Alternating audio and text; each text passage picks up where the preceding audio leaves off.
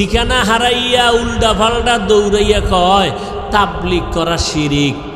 দাড়ি ছোড়ো কেন? কয় মওদুদি সাহেবের ফতুয়ায় আছি, এখন মদিনার ফতুয়ায় নাই। কি আমল টামল সাইরে দিস, আগে একটু নফল টফল পড়তাম। না না না, নফল নাই। আরে নফল পড়ব মেয়া, আমগো হুজুরে কইছে বিতির নামাজও লাগে না। ব্যাস, অমুকে কাফের, অমুকে মুশরিক। আরে বাপরে বাপ, এটা কাফেরের কন্ট্রাক্টারই লইছে, আছে না নাই? কাফের কইতে জিব্বায় মোটেও বেরেক নাই। এগুলো কেন? আল্লাহর ভয় অন্তরে না থাকলে এগুলো হয়।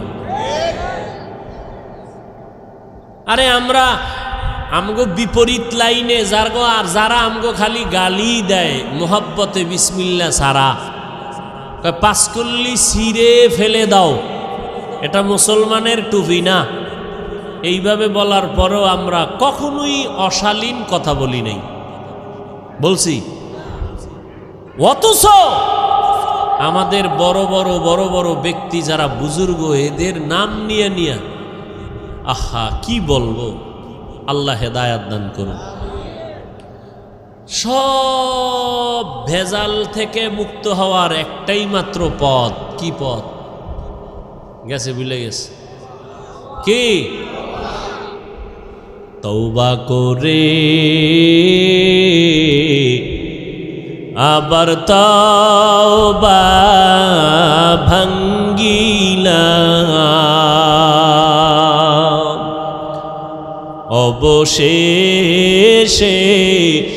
খাঁটি তওবা করিলাম, অবশেষে খাঁটি তওবা করিলাম। সকলেরই দরজা হইতে ফিরিয়া আপনারও দরজায় রইলাম পড়িয়া। আপনি যদি মাফ না করেন বান্দারে, বলে না আপনার বান্দা যাবে কার দ্বারে। আল্লাহ বলেন, বান্দা তওবা ভঙ্গ করেছ, আবার কর, আবার কর, আবার কর। কারণ আমি তওবাকারীকে কেমন ভালোবাসি জানো নি রে বান্দা? আমি আল্লাহ তওবা করনেওয়ালারে এত মোহাব্বত করি, গুনাহ করাটা এত মারাত্মক না, তওবা না করাটা যেমন মারাত্মক। আমি আল্লাহ পাক তওবার দরজা খুলে ডাকতে থাকি, ও বান্দা কি পরিমাণ গুনাহ করছো, আয় ক্ষমা চা, পাহাড় পরিমাণ এখনই মাফ করে দিব। কারণ এটা আমার স্পেশাল পাওয়ার। আমি আল্লাহ তোরে এতটাই মোহাব্বত করি, তওবা করবি।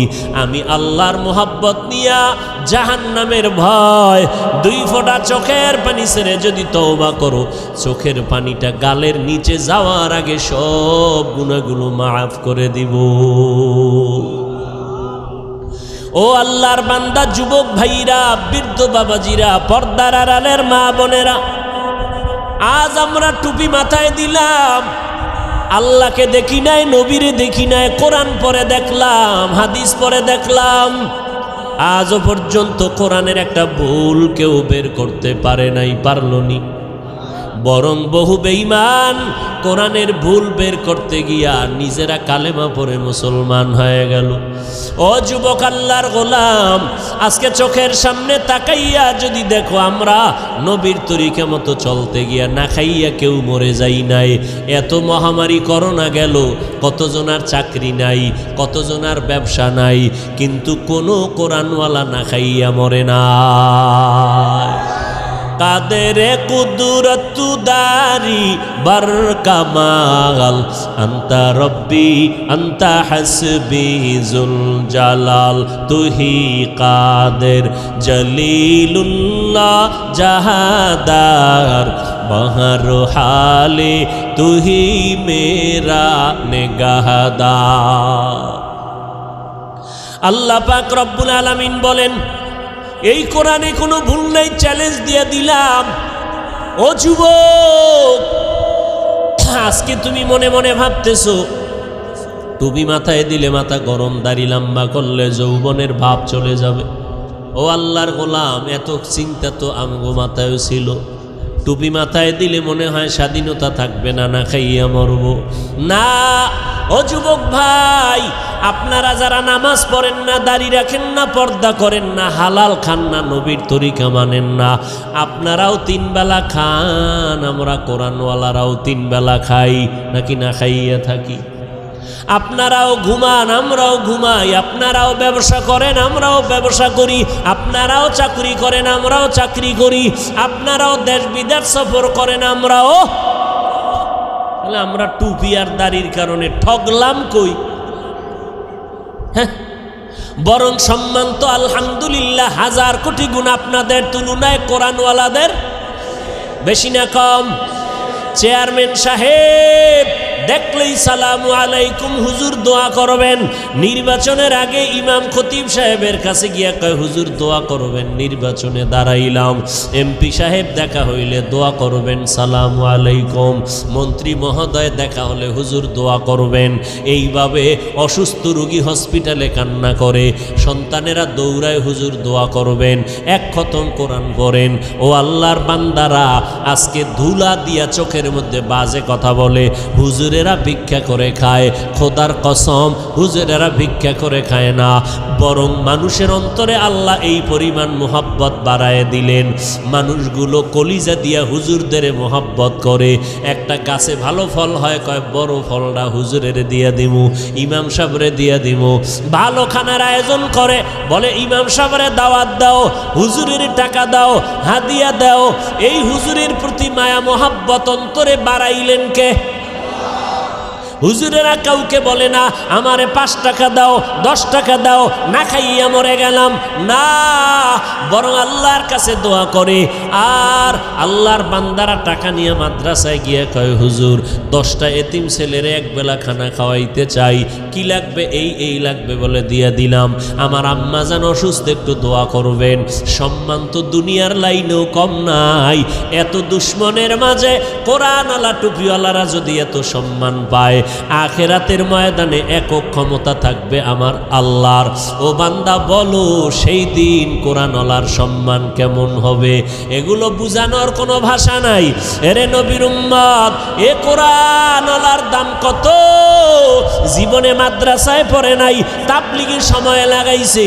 এসপি সাহেব এখন তার মর্যাদা বেড়ে গেল, মন্ত্রী মহোদয় নামাজ পড়ে, দাড়ি রাখলো, কি ব্যাপার? কয় কোরআনওয়ালাদের সোহবত লাগাইছি, মন্ত্রী মহোদয়ের দাম বেড়ে গেল। মানুষ সম্মান করে, সবাই শ্রদ্ধা ভক্তি করে, মরিয়া গেল সবাই তার জন্য দোয়া করে।